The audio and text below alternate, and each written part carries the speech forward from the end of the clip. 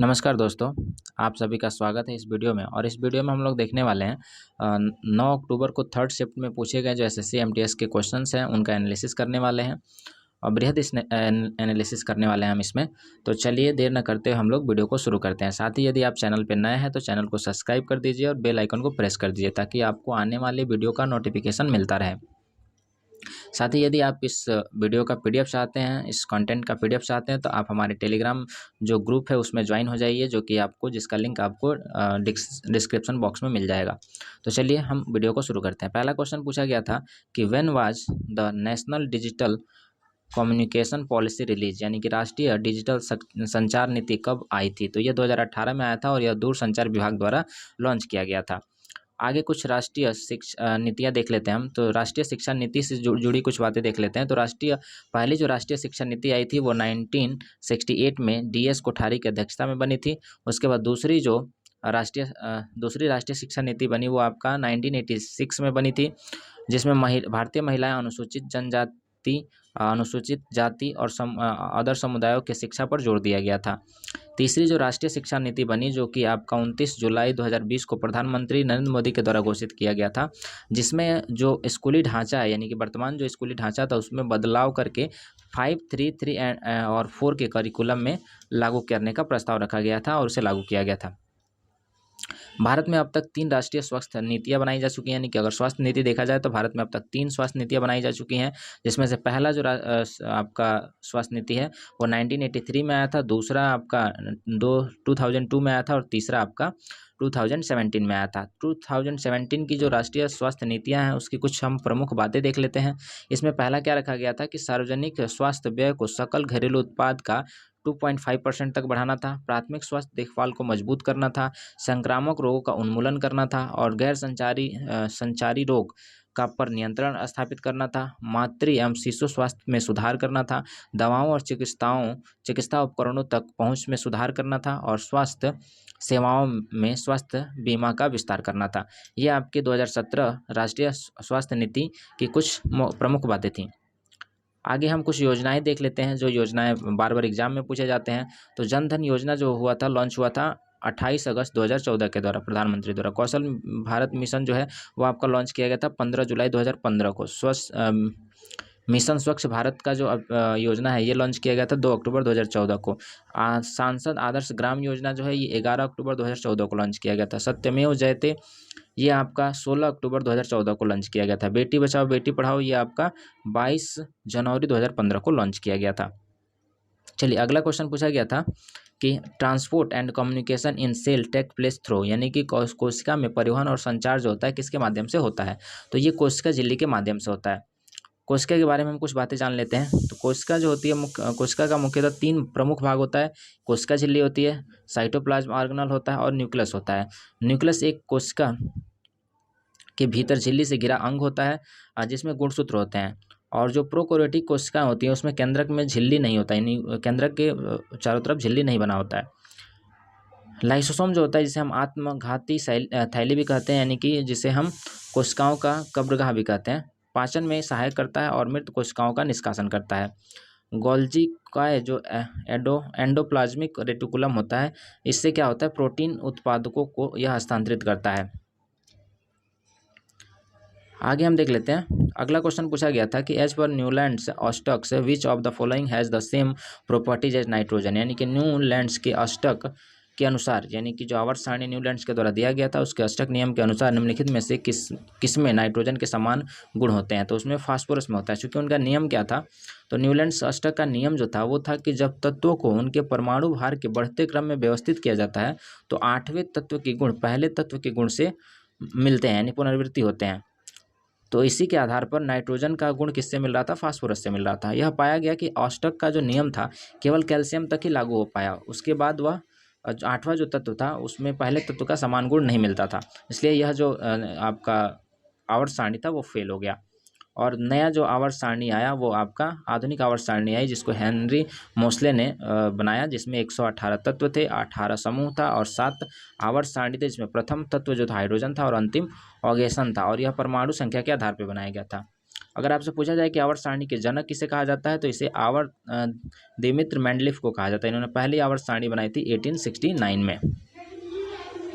चलिए आगे देखते हैं। आगे क्वेश्चन पूछा गया था, हु बिल्ट कुव्वत उल मस्जिद, यानी कुव्वत उल मस्जिद किसने बनवाया था? तो यह दिल्ली में है और दिल्ली में कुतुबुद्दीन ऐबक ने बनवाया था। इसका जो निर्माण था ये 1192 ईस्वी में शुरू हुआ और 1198 में पूरा हुआ, यानी 6 साल लगे थे इसे बनाने में। कुतुबुद्दीन ऐबक के बारे में देखा जाए तो कुतुबुद्दीन ऐबक जो था वो गुलाम वंश का संस्थापक था। यह 1206 में मोहम्मद गौरी की मृत्यु के बाद यह क्या करता है, जो कि मोहम्मद गौरी का सेनापति था, 1206 में यह गुलाम वंश की स्थापना करता है। 4 साल तक 1210 तक यह शासन करता है। उसके बाद चौगान खेलते समय यह घोड़े से गिरकर इसकी मृत्यु हो जाती है। इसने साथ ही कुतुब मीनार का नींव भी रखा था, जिसको पूरा इल्तुतमिश ने करवाया था।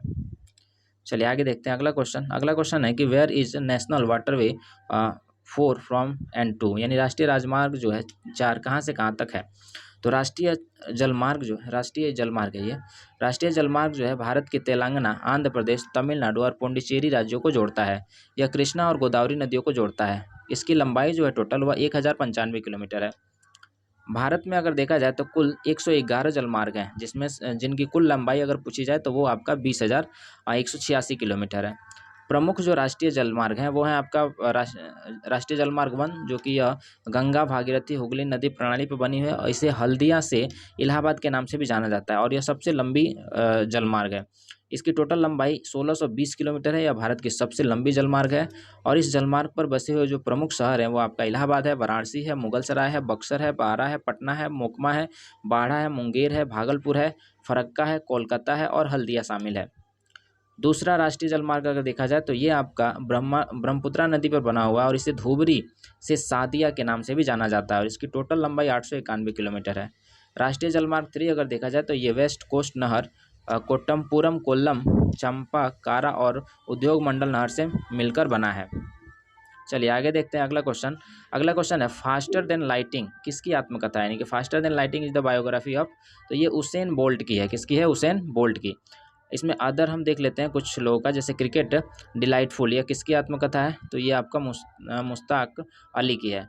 सन्नी डेज किसका है? तो ये सुनील गावस्कर का है। वन मोर ओवर किसका है? तो ये इरापली परसाना का है। मिनाका द ऑटोबायोग्राफी किसका है? तो ये डेनिस लिली का है। आगे देखा जाए तो आपका कटिंग एज किसका है? तो ये जावेद मिलानदाद का है। प्लेइंग विथ फायर किसका है? तो ये नासर हुसैन का है। स्टेट फ्रॉम द हार्ट किसका है? तो ये कपिल देव का है, बायोग्राफी है। और आपका कॉलिंग द शॉट किसका है? तो ये मिचेल वेगन्स का है। Out of my comfort zone ये किसका है? स्टीव वैक्स का है। The nice guy who finished first ये आपका राहुल द्रविड़ का है।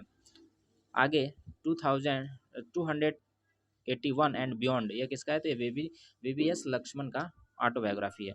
चलिए ये बायोग्राफी है। आगे देखते हैं अगला क्वेश्चन है अर्जुन सिंह ध्रुवे किस नृत्य शैली में उनके योगदान के लिए 2022 में पद्मश्री से सम्मानित किया गया, यानी कि Arjun Singh Dhurve was awarded the Padmashri in 2020 for his contribution to the which dance form. तो ये आपका किया गया था मध्य प्रदेश के बैगा नृत्य शैली से। मध्य प्रदेश के कुछ अगर नृत्य हम देखें तो उसमें आ जाता है निमर नृत्य, काठी नृत्य, गड़गौरा नृत्य, फाफरिया नृत्य। एक मिनट,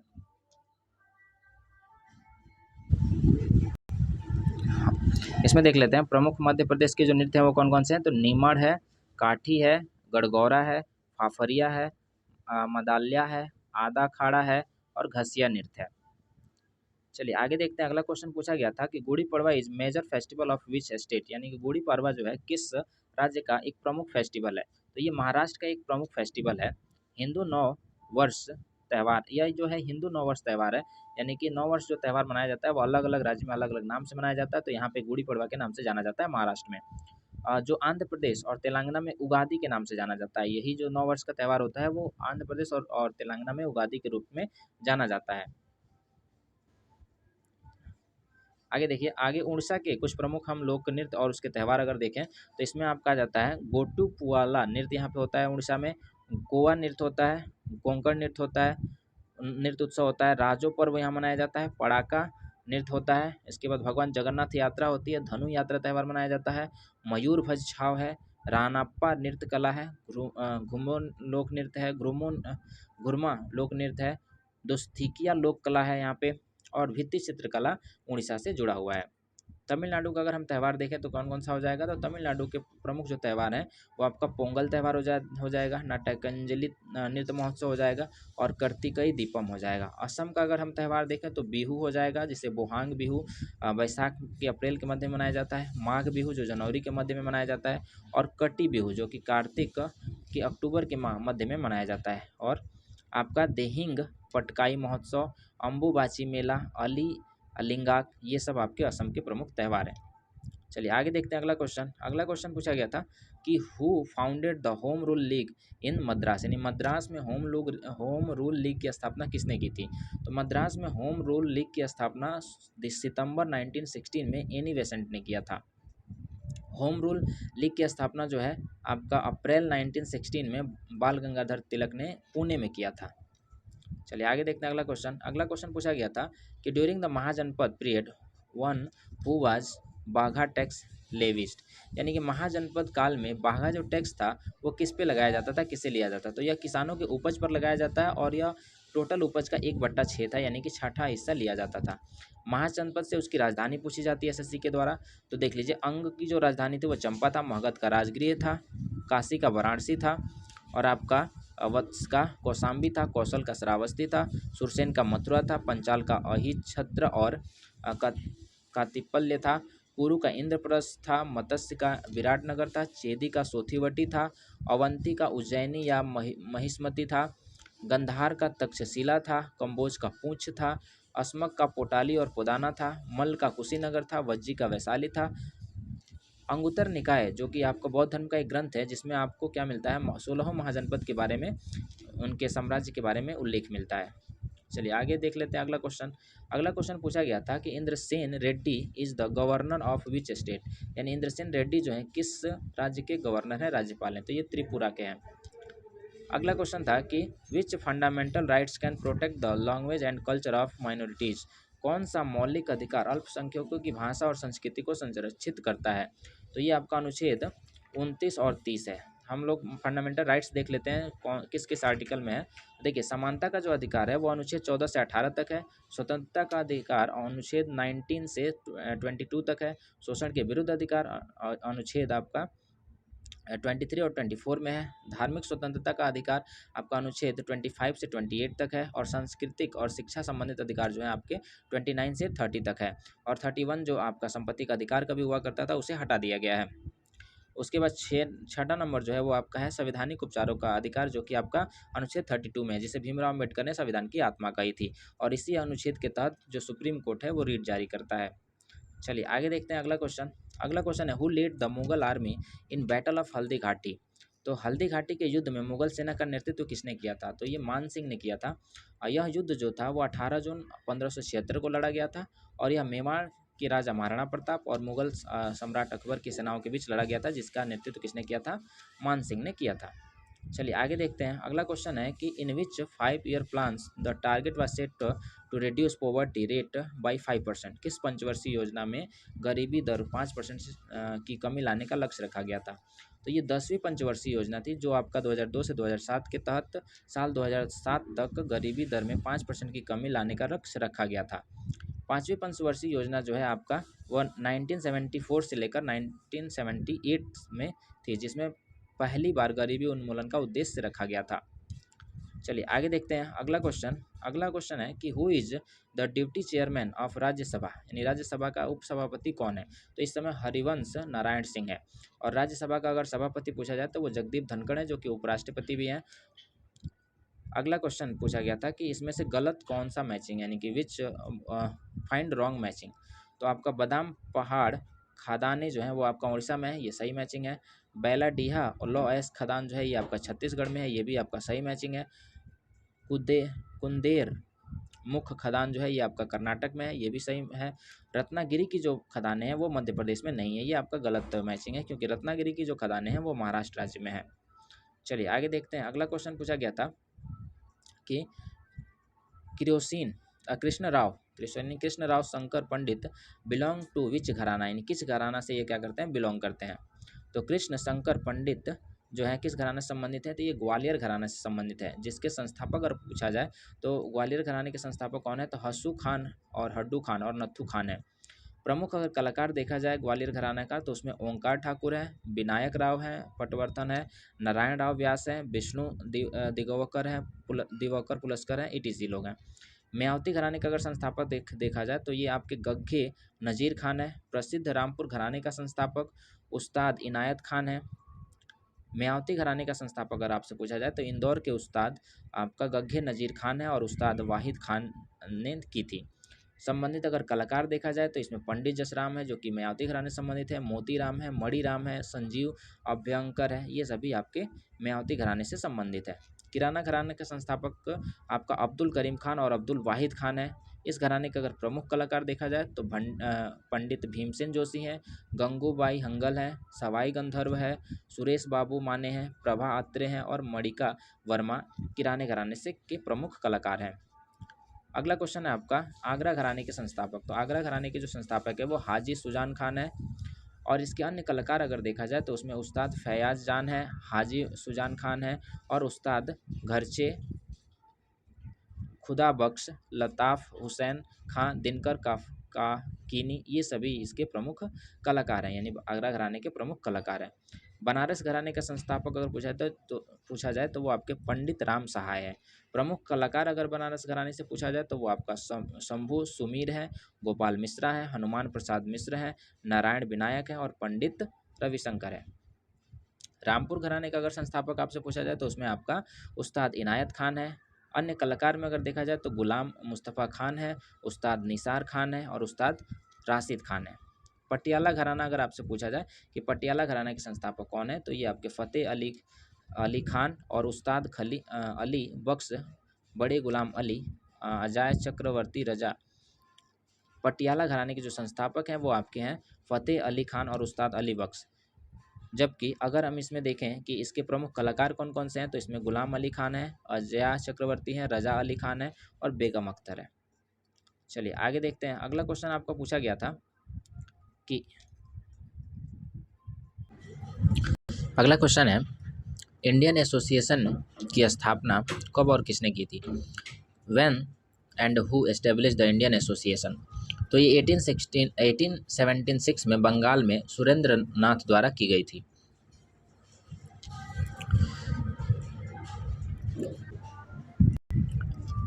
आगे देखते हैं। अगला क्वेश्चन पूछा गया था आपका कि भारत की कार्यपालिका में कौन शामिल है। भारत की कार्यपालिका में कौन शामिल होते हैं। भारत की कार्यपालिका में कौन कौन शामिल है तो राष्ट्रपति शामिल है, उपराष्ट्रपति शामिल है, प्रधानमंत्री है, मंत्रिपरिषद है और भारत के महान्यायवादी हैं।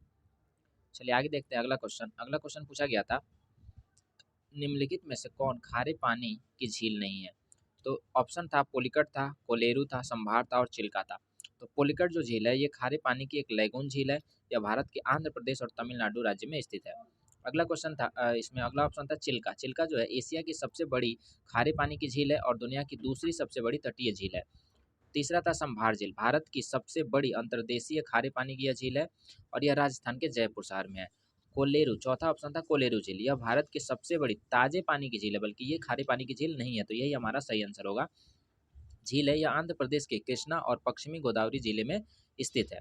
चलिए आगे देखते हैं। अगला क्वेश्चन पूछा गया था खेलो इंडिया पैरा गेम्स 2023 में दूसरे स्थान पर कौन सा राज्य था, यानी which state stood second in the first Khelo India para games 2023। तो 17 दिसंबर को यह दिल्ली में संपन्न हुआ था। ये आपका पहला खेलो पैरा गेम्स इंडिया गेम्स, और इसमें हम देख लेते हैं दूसरे स्थान पे कौन था। तो पहले स्थान पे हरियाणा राज्य था जो आपका जिसने आपका 40 गोल्ड जीते थे, 39 सिल्वर और 26 ब्रॉन्ज और सब टोटल कितने पदक जीते थे तो 105 पदक जीते थे। दूसरा स्थान हमको पूछा गया तो सही आंसर उत्तर प्रदेश होगा। उत्तर प्रदेश आपका 25 गोल्ड जीता था, 23 सिल्वर और 14 आपका ब्रॉन्ज, यानी टोटल मेडल कितने थे उसके 62 थे। तीसरे स्थान पे कौन सा राज्य था, तमिलनाडु था। तमिलनाडु 20 गोल्ड जीता था, 8 सिल्वर और 14 ब्रॉन्ज और टोटल कितने पदक हो गए तो 42 हो गए। इसमें जो प्रथम खेलो इंडिया पैरा गेम्स था इसमें कुल 7 खेल प्रतियोगिताएं आयोजित की गई थी। अगला आपका क्वेश्चन है जनगणना से। 2011 की जनगणना के अनुसार निम्न में से कौन सा राज्य जनसंख्या घनत्व 1000 से ऊपर है? तो इसमें बिहार और वेस्ट बंगाल होगा। बिहार और वेस्ट बंगाल में जो जनसंख्या घनत्व है वो आपका 1006 बिहार में है और 1028 आपका वेस्ट बंगाल में है, प्रति वर्ग किलोमीटर लोगों की संख्या है। दिल्ली की जनसंख्या घनत्व सबसे अधिक है, चूंकि यह केंद्र शासित प्रदेश है, तो यहाँ पे आपका 11,297 प्रति वर्ग किलोमीटर में लोग रहते हैं। अगर पूरे देश का पूछा जाए जनसंख्या घनत्व तो यह कितना है? 382 व्यक्ति प्रति वर्ग किलोमीटर है। 2011 की जनगणना के अनुसार 2011 की जनगणना के अनुसार जो दशकीय वृद्धि है, यानी 2001 से लेकर 2011 तक जो वृद्धि हुई थी वह 17.62% थी। आगे देख लेते हैं अदर जनगणना से पूछे जाने वाला प्रश्न। तो इसमें पूछा जाता है कि आपका दशकीय वृद्धि कितनी थी? तो ये आपका 74 दशकीय वृद्धि 17.62, ये गलत है, 72 नहीं होगा बल्कि 64% होगा, यानी 17.64%। सबसे अधिक दशकीय वृद्धि वाला राज्य कौन सा था? ये मेघालय था। सबसे कम वाला कौन सा था? आपका नागालैंड था। और केंद्र शासित प्रदेश में सर्वाधिक वृद्धि दर कहाँ की थी? नागर और दादर हवेली की थी। और न्यूनतम अगर पूछा जाए तो वो कहाँ का है? लक्षद्वीप का था। 2011 की जनगणना के अनुसार साक्षरता जो दर थी वह 64.04% थी। महिला साक्षरता दर अगर पूछा जाए तो 65.46% थी। पुरुष साक्षरता दर पूछा जाए तो आपका 82.14% थी। और लिंग अनुपात कितना था? तो ये 943 था। और जनसंख्या घनत्व तो अभी बताएं आपको 382 था। देश का सर्वाधिक लिंग अनुपात और साक्षरता दर कहाँ है? तो यह केरल की है। तो ये आपके थर्ड शिफ्ट में पूछे गए प्रश्न थे और उनके एनालिसिस थे, उनके एक्स्ट्रा फैक्ट्स थे। साथ ही यदि वीडियो आपको पसंद आएगी तो वीडियो को शेयर कीजिए और चैनल को सब्सक्राइब कीजिए। चलिए फिर मिलते हैं हम लोग अगले वीडियो में, तब तक के लिए धन्यवाद।